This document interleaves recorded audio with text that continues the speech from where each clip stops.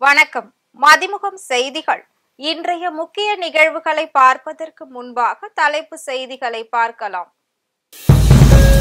திமுக தலைமை செயற்குழு கூட்டம், முக்கிய தீர்மானங்கள் நிறைவேற்றம். கலைஞர் கருணாநிதியின் நூல்கள் நாட்டுடைமை செய்யப்பட்டது. ராசாத்தி அம்மாளிடம் அரசாணையை வழங்கினார் அமைச்சர் சாமிநாதன். சிப்காட் அமைய இருப்பதாக கூறும் வதந்திகளை மக்கள் நம்ப வேண்டாம். அமைச்சர் செந்தில் பாலாஜி வேண்டுகோள். அனைத்து நீதிமன்றங்களிலும் போலீஸ் பாதுகாப்பு வழங்கப்படும். டிஜிபி சங்கர் ஜிவால் அதிரடி உத்தரவு. PSLV-C 60 ராக்கெட் விண்ணில் செலுத்த திட்டம், இஸ்ரோ அறிவிப்பு. திமுக தலைமை செயற்குழு கூட்டத்தில் தீர்மானங்கள் நிறைவேற்றப்பட்டது.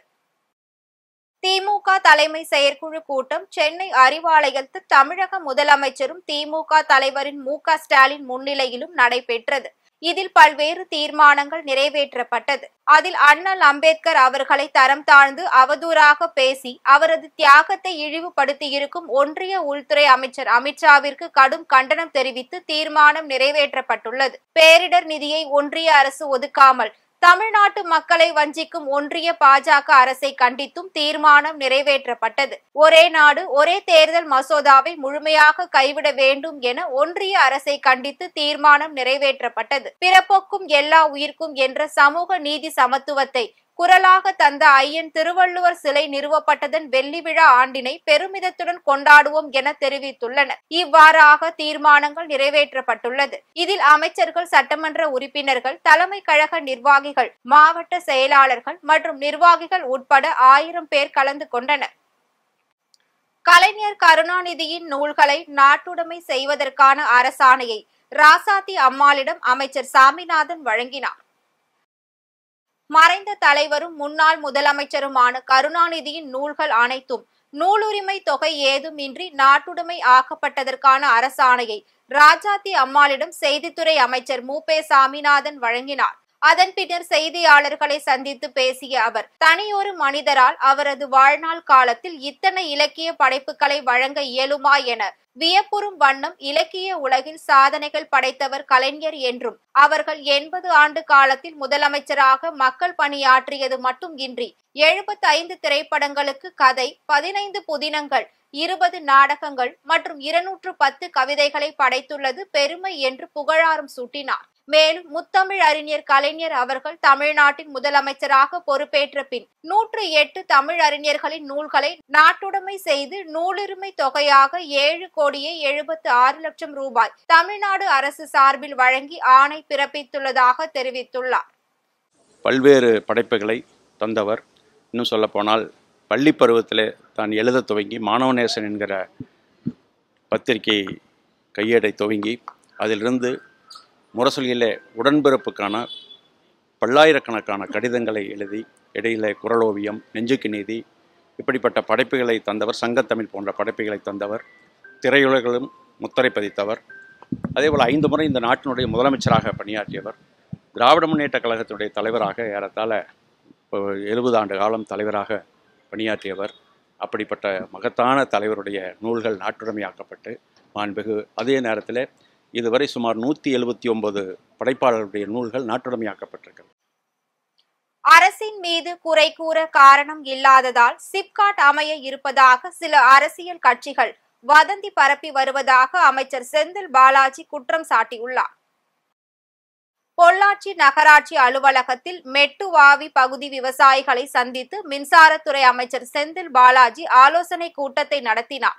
அதில் சிப்காட் தொழிற்சாலை அமைப்பதற்கான திட்டம் அரசிடம் இல்லை என்று தெரிவித்துள்ளார். அதன் பின்னர் பேசிய அவர், விவசாய நிலங்களில் சிப்காட் அமைக்கும் திட்டம் தமிழக அரசிடம் இல்லை என்றும் இது வதந்தி என்றும் சில அரசியல் இயக்கங்கள் அரசின் மீது குறை கூறவே காரணங்கள் இல்லாத சூழ்நிலையில் பொதுமக்களிடம் பொய் பிரச்சாரம் செய்வதாக அவர் தெரிவித்துள்ளார். மேலும் தமிழகம் முழுவதும் NEBC-க்கு சொந்தமான நிலங்கள் கணக்கெடுக்கும் பணி நடைபெற்று வருவதாகவும் விவசாயிகளுக்கு பாதிப்பு ஏற்படுத்தும் வகையில் எந்த திட்டத்தையும் அரசு கொண்டு வராது என்பதில் உறுதியுடன் இருப்பதாகவும் அவர் தெரிவித்துள்ளார். அனைத்து நீதிமன்றங்களிலும் துப்பாக்கி ஏந்திய போலீஸ் பாதுகாப்பு வழங்க டிஜிபி சங்கர் ஜிவால் உத்தரவிட்டுள்ளார்.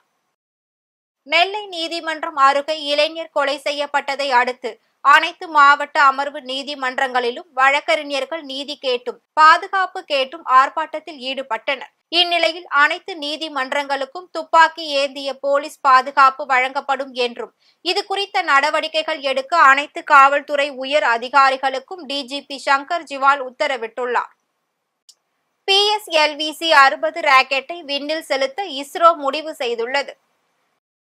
ஸ்ரீஹரிகோட்டா PSLV-C 60 ராக்கெட் வருகின்ற டிசம்பர் 30ஆம் தேதி விண்ணில் ஏவ இஸ்ரோ முடிவு செய்துள்ளது. இது தொடர்பாக இஸ்ரோ வெளியிட்டுள்ள அறிக்கையில், நிலவை ஆய்வு செய்யும் ஆய்வு மாதிரிகளுடன் பூமிக்கு திரும்ப வரவும், விண்வெளியில் ஆய்வு நிலையம் அமைக்கவும் இந்த தொழில்நுட்ப பரிசோதனை மேற்கொள்ள உள்ளதாக தெரிவித்துள்ளது. மேலும் வருகின்ற 2035ஆம் ஆண்டிற்குள் விண்வெளியில் இந்திய ஆய்வு மையத்தை நிறுவ இஸ்ரோ திட்டமிடப்பட்டுள்ளதாகவும், அதற்கான முன் தயாரிப்பு திட்டமாக ஸ்பேடெக்ஸ் திட்டத்தை வெற்றிகரமாக செய்து முடிக்க இஸ்ரோ விஞ்ஞானிகள் பணியாற்றி வருவதாகவும் தெரிவித்துள்ளது. கூட்டணி உடையவில்லை என்ற ஆதங்கத்தில் அண்ணாமலை பேசிக் கொண்டிருக்கிறார் என விசிக தலைவர் திருமாவளவன் விமர்சித்துள்ளார். சென்னை ராயப்பேட்டையில் உள்ள தனியார் உணவகத்தில் சேகுவேரா ஒரு போராளியின் வாழ்க்கை என்ற நூல் வெளியீட்டு விழா நடைபெற்றது.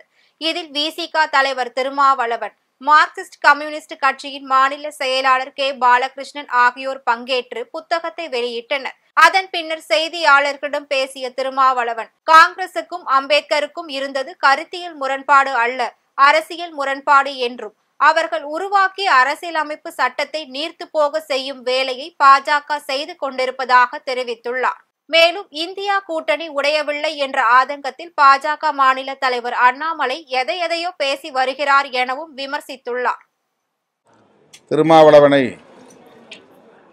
கடுமையாக விமர்சிப்பதன் மூலம் அவர் உணர்ச்சி வயப்பட்டு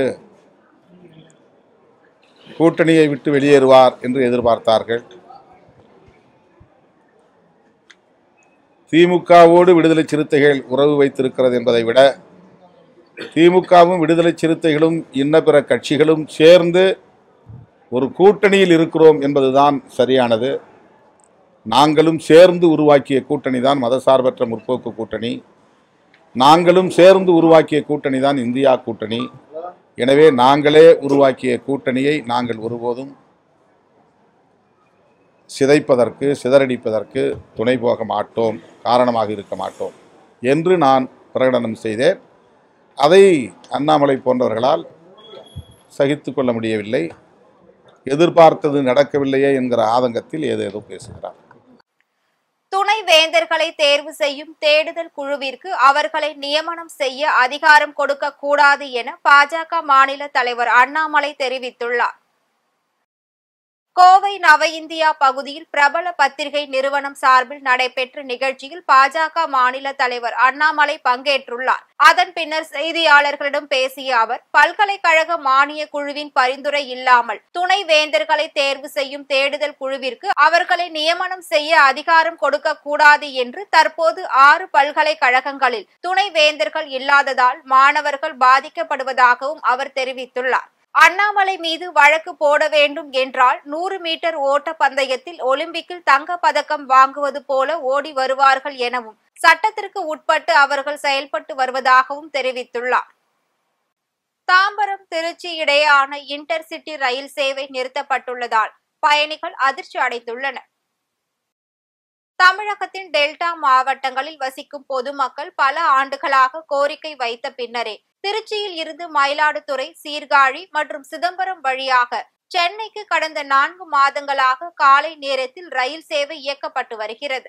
இந்நிலையில் வருகின்ற டிசம்பர் 26ஆம் தேதியுடன் இந்த ரயில் சேவை நிறுத்தப்படும் என அறிவிப்பு வெளியான நிலையில் தற்போது தாம்பரம், கோவை வாராந்திர ரயில் பொது பெட்டிகள் நீக்கப்பட்டுள்ளது. இதனால் அதிர்ச்சி அடைந்த மயிலாடுதுறை ரயில் பயணிகள் மற்றும் பொதுமக்கள் கண்டனம் தெரிவித்து வருகின்றனர். திருப்பூரில் தலைக்கவசம் அணிவதன் அவசியம் குறித்து காவல்துறையினர் வாகன ஓட்டிகளிடையே விழிப்புணர்வை ஏற்படுத்தினர். திருப்பூர் மாநகர காவல் கமிஷனர் லட்சுமி உத்தரவின் பேரில் திருப்பூர் மாநகர காவல் நிலையங்களுக்கு உட்பட்ட பகுதிகளில் காவல்துறையினர் தலைக்கவசம் அணிவதன் அவசியம் மற்றும் பாதுகாப்பு குறித்து விழிப்புணர்வு ஏற்படுத்தினர். மேலும் சாலை விபத்துக்களை குறைக்கும் வகையில் வாகன ஓட்டிகள் சாலை விதிகளுக்கு உட்பட்டு பயணம் மேற்கொள்ள வேண்டும் எனவும் வலியுறுத்தினர். இந்த விழிப்புணர்வு நிகழ்வில் தெற்கு போக்குவரத்து காவல் ஆய்வாளர் ஆனந்தன் கலந்து கொண்டு விழிப்புணர்வை ஏற்படுத்தினார். இதேபோல் மாநகர பகுதி முழுவதும் சாலை விதிகளை மீறிய வாகன ஓட்டிகளுக்கு காவல்துறையினர் அபராதம் விதிக்கும் பணியிலும் ஈடுபட்டுள்ளனர். மாற்றுத்திறனாளிகளின் வாழ்க்கையை மேம்படுத்தும் வகையில் Rotary Club of Coimbatore Town சார்பில் செயற்கை கால்கள் வழங்கும் நிகழ்ச்சி நடைபெற்றது. கோவை மாவட்டம் பாப்பநாயக்கன் பாளையத்தில் உள்ள தனியார் உணவக அரங்கில் Rotary Club of Coimbatore Town அமைப்பின் சார்பில் 100க்கும் மேற்பட்ட மாற்றுத்திறனாளி குழந்தைகளுக்கு மாவட்ட ஆளுநர் சுந்தர வடிவேலு மற்றும் மாவட்ட ஆட்சியர் காட்வின் மரியா விஸ்வாசம் பங்கேற்று குழந்தைகளுக்கு செயற்கை கால்களை வழங்கினார். அதன் பின்னர் செய்தியாளர்களிடம் பேசிய காட்வின், அவர்களது வாழ்வில் மாற்றத்தை கொண்டு வர வேண்டும் என்ற நோக்கில் தங்களது அமைப்பின் சார்பாக நில் மற்றும் நட எனும் திட்டத்தை செயல்படுத்தி வருவதாகவும், இந்த திட்டத்தின் கீழ் பல குழந்தைகள் பள்ளிக்கு சென்று உயர வேண்டும் என்றும், அதற்காக KYB சஸ்பென்ஷன் இந்தியா நிறுவனம் தனது சமுதாய பொறுப்புடன் நிதி உதவிகளை வழங்கி வருவதாகவும் அவர் தெரிவித்துள்ளார். இந்த ஸ்டாண்டர்ட் வாக் ப்ரோக்ராம் நாங்க தொடர்ந்து 5 ஆண்டுகளா நாங்க பண்ணிட்டு இருக்கோம். இந்த 5 ஆண்டுகள்ல பாத்தீங்கன்னா ஒரு 500 பெனிஃபிஷியரிஸ் இந்த ஸ்டாண்டர்ட் வாக் ப்ரோக்ராம் மூலியமா பயன்பெற்று இருக்காங்க. எங்களுடைய நோக்கமே என்னன்னா, நடக்க முடியாம இருக்கக்கூடிய குழந்தைகளை எழுந்து நின்று நடக்க வைப்பதுதான். இந்த ப்ராஜெக்ட்ல இந்த ஆண்டு பொறுத்த வரைக்கும் பாத்தீங்கன்னா கிட்டத்தட்ட 100 குழந்தைகளை நாங்க ஐடென்டிஃபை பண்ணியிருக்கோம். கடந்த 4 ஆண்டுகளாக நாங்க கேலிபர்ஸ் மட்டுமே கொடுத்துட்டு இருந்தோம். ஆனா இந்த ஆண்டு பாத்தீங்கன்னா கேலிபரோட வீல் சேரும் இணைச்சு கொடுத்துட்டு இருக்கோம். வீல் சேர் பாத்தீங்கன்னா ஆர்டினரி வீல் சேர் இல்லைங்க, ஸ்பெஷல் வீல் சேர்ஸ். இந்த குழந்தைகளுக்கு பாத்தீங்கன்னா நெக் சப்போர்ட், ஹிப் சப்போர்ட் தேவைப்படுது. ஸோ அதனால அதுக்காகவே பிரத்யேகமாக தயாரிக்க செய்யப்பட்ட ஒரு ஸ்பெஷல் வீல் சேர்ஸ் தான் சொல்ல முடியும். தமிழ்நாட்டிலேயே எங்களுக்கு தெரிஞ்ச அளவுக்கு நாங்கள் தான் முதல் முறையாக இந்த மாதிரி ஒரு வீல் சேரை டிசைன் பண்ணி கொடுத்துருக்கோம். திருப்பத்தூரில் பள்ளி மூடப்படும் என நிர்வாகம் அறிவித்ததால் பெற்றோர்கள் சாலை மறியல் போராட்டத்தில் ஈடுபட்டனர். திருப்பத்தூர் மாவட்டம் கேத்தாண்டப்பட்டி அருகே திவான் முகமது மெமோரியல் மெட்ரிக் மேல்நிலைப் பள்ளி செயல்பட்டு வருகிறது. இப்பள்ளியில் 450க்கும் மேற்பட்ட மாணவ மாணவிகள் பயின்று வருகின்றனர். இப்பள்ளியில் 31ஆம் தேதிக்குள் மூடப்படும் என்று மாணவர்களை வேறொரு பள்ளியில் சேர்ந்து கொள்ளுமாறும் பள்ளி நிர்வாகம் தெரிவித்துள்ளது. இதனால் அதிர்ச்சி அடைந்த பெற்றோர் சென்னையில் இருந்து பெங்களூர் செல்லும் தேசிய நெடுஞ்சாலை கேத்தாண்டப்பட்டி கூட்டுறவு சர்க்கரை ஆலையின் முன்பு சாலை மறியல் போராட்டத்தில் ஈடுபட்டனர். இது குறித்து தகவல் அறிந்து வந்த காவல்துறையினர் உரிய நடவடிக்கை எடுக்கப்படும் என்று உறுதி அளித்த பின்னரே அவர்கள் கலைந்து சென்றனர். இதனால் அப்பகுதியில் நீண்ட நேரம் போக்குவரத்து பாதிக்கப்பட்டது. படிக்கிறாங்க எங்க பசங்க. ஒரு பொண்ணு எஸ் மதுமிதா படிக்கிறா. நாங்க வாழ்வாதாரம் ரொம்ப குறைவான மக்கள். எங்க வீட்டுக்காரர் ரொம்ப கூலி வேலை தான் செய்யறாரு. எங்க பசங்களாவது முன்னேற்றலாம் நாங்க படிக்க வைக்கிறோம் இதுல. ஆனா திடீர்னு அந்த ஸ்கூல்ல மூடுறாங்க. எங்களுக்கு அறிக்கை எதுவுமே கொடுக்கல. திடீர் முடிவு எடுத்து இன்னைக்கு நீங்க ஸ்கூல்ல வேற ஸ்கூல்ல அட்மிஷன் போடுறாங்க. நாங்க எந்த ஸ்கூலுக்கு போக முடியும்? எங்களுக்கு இந்த ஸ்கூல் தொடர்ந்து நடந்தே தீர்வு ஆக வேண்டும். ஒரு முடிவு கிடைக்க வரை நாங்க இந்த இடத்தை விட்டு நகர மாட்டோம். பாஜக பிரமுகர் கொலை வழக்கில் 2 பேரை கைது செய்து காவல்துறையினர் சிறையில் அடைத்துள்ளனர்.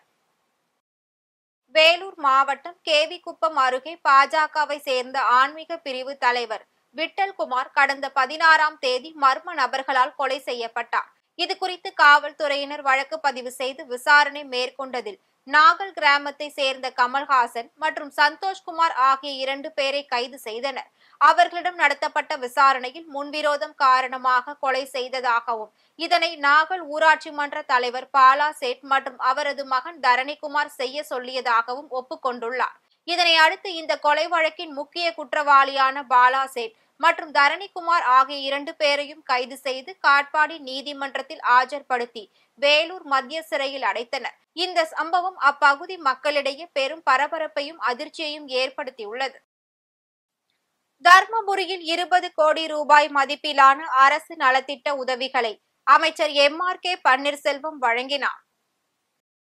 தமிழ்நாடு முதலமைச்சர் MK ஸ்டாலின் அவர்களின் ஆணைப்படி தர்மபுரி மாவட்டம் மருதிப்பட்டி கிராமத்தில் மாவட்ட ஆட்சியர் சாந்தி தலைமையில் அரசு விழா நடைபெற்றது. இதில் தமிழக வேளாண்மை துறை அமைச்சர் MRK பன்னீர்செல்வம் கலந்து கொண்டு தாட்கோ சார்பில் 10 கோடி ரூபாய் மதிப்பில் வரவுள்ள 8 புதிய பணிகளுக்கு அடிக்கல் நாட்டினார். அதன் பின்னர் 2,66,00,000 ரூபாய் மதிப்பீட்டில் முடிவுற்ற 8 திட்ட பணிகளையும் மக்களின் பயன்பாட்டிற்காக திறந்து வைத்தார். அதனைத் தொடர்ந்து 20 கோடி ரூபாய் மதிப்பீட்டில் 1,721 பயனாளிகளுக்கு அரசு நலத்திட்ட உதவிகளையும் வழங்கினார். இந்நிகழ்ச்சியில் தர்மபுரி நாடாளுமன்ற உறுப்பினர் ஆ. மணி, முன்னாள் அமைச்சர் பழனியப்பன் மற்றும் முன்னாள் சட்டமன்ற உறுப்பினர்கள் உள்ளிட்ட அரசு துறை அதிகாரிகள் பங்கேற்றனர்.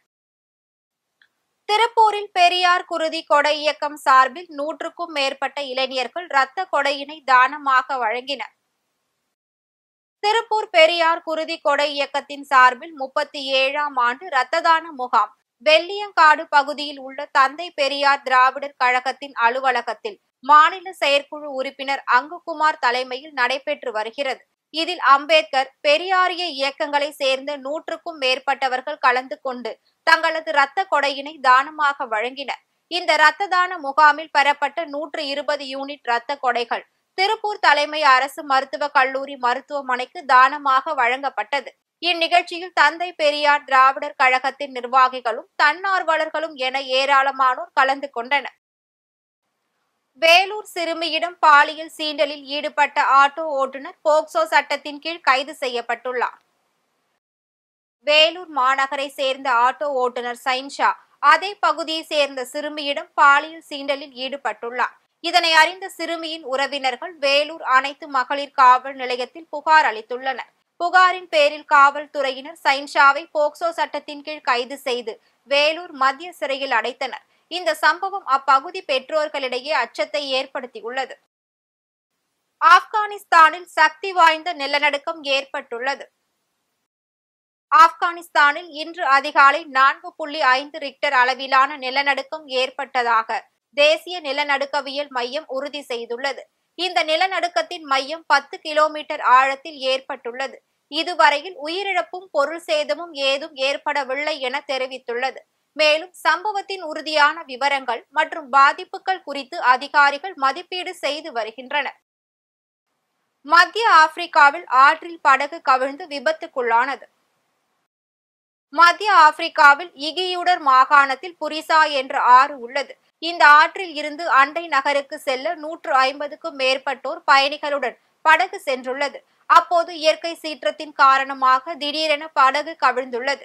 இந்த கோர விபத்தில் சிக்கி 38 பேர் உயிரிழந்துள்ளனர். மேலும் 100க்கும் மேற்பட்டோர் ஆற்றில் அடித்து செல்லப்பட்டுள்ளதாகவும் அவர்களை தேடும் பணியில் மீட்பு குழுவினர் தீவிரமாக செயல்பட்டு வருவதாகவும் தெரிவித்துள்ளனர். மீண்டும் தலைப்பு செய்திகள். திமுக தலைமை செயற்குழு கூட்டம், முக்கிய தீர்மானங்கள் நிறைவேற்றம். கலைஞர் கருணாநிதியின் நூல்கள் நாட்டுடைமை செய்யப்பட்டது. ராசாத்தி அம்மாளிடம் அரசாணையை வழங்கினார் அமைச்சர் சாமிநாதன். சிப்காட் அமைய இருப்பதாக கூறும் வதந்திகளை மக்கள் நம்ப வேண்டாம். அமைச்சர் செந்தில் பாலாஜி வேண்டுகோள். அனைத்து நீதிமன்றங்களிலும் போலீஸ் பாதுகாப்பு வழங்கப்படும். டிஜிபி சங்கர் ஜிவால் அதிரடி உத்தரவு. PSLV-C 60 ராக்கெட் விண்ணில் செலுத்த திட்டம், இஸ்ரோ அறிவிப்பு. இத்துடன் செய்திகள் நிறைவடைந்தன. மீண்டும் செய்திகள் இரவு 8 மணிக்கு. மேலும் செய்திகளை தெரிந்து கொள்ள மதிமுகம் பிரைம் யூடியூப் தளத்தில் இணைந்திருங்கள்.